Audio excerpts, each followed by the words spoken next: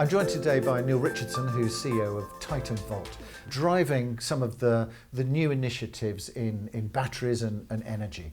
Neill, thanks very much for joining us. It would be interesting just to learn a little bit more about the company and also the strategy. So Titanvolt is a new UK business looking to bring lithium titanium oxide, or LTO technology, to the UK and Europe. And maybe just explain a little bit more about that technology. Why is that different? And I suppose, what does it mean? Well, LTO technology has been around for about 25 years now. It's just been all around commercialising it and making it viable for market.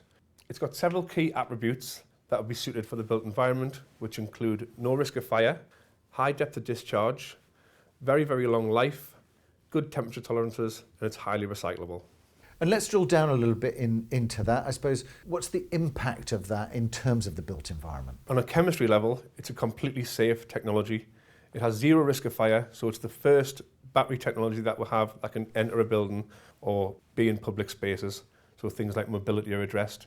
In terms of real estate, it's equitable energy for everybody. We can finally enter flats, apartments, mews and maisonettes, and not just detached homes. Neill, how does this influence the energy side, but also the social side? Where are you adding value here? We're making energy accessible for all. So we can go inside buildings, we can go inside apartments, we can go into small businesses and make energy equitable for everybody, and working with energy companies to bring in a tariff that where the battery can store energy when it's cheap and then deliver it when it's needed most. And Neill, do you see this as a bit of a game changer when we're looking at the built environment or real estate especially?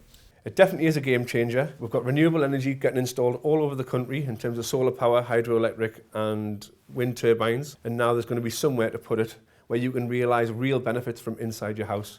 It'll benefit the energy company because they've got somewhere to store the energy when the energy is cheap. It'll directly benefit the consumer because they'll be able to access that energy whenever they need it. You mentioned there that it's can be used in residential, but how suitable is this for small businesses, even larger businesses?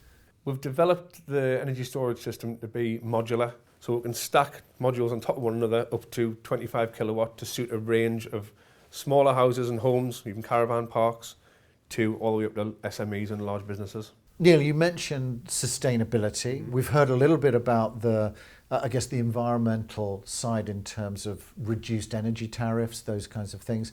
Just talk us through a little bit more about the sustainability credentials. So traditional battery technologies are generally 50 to 60% recyclable at end of life, which means half of the product is sent to waste. It's normally sent to third world countries, and it's a massive political and environmental challenge. Titanvolt batteries are 98% recyclable at end of life, meaning that every battery that we have on the market today goes back into our supply chain for future use. And in terms of the business, Neill, where do we see this heading? What are the aims? I see Titanvolt as a global business.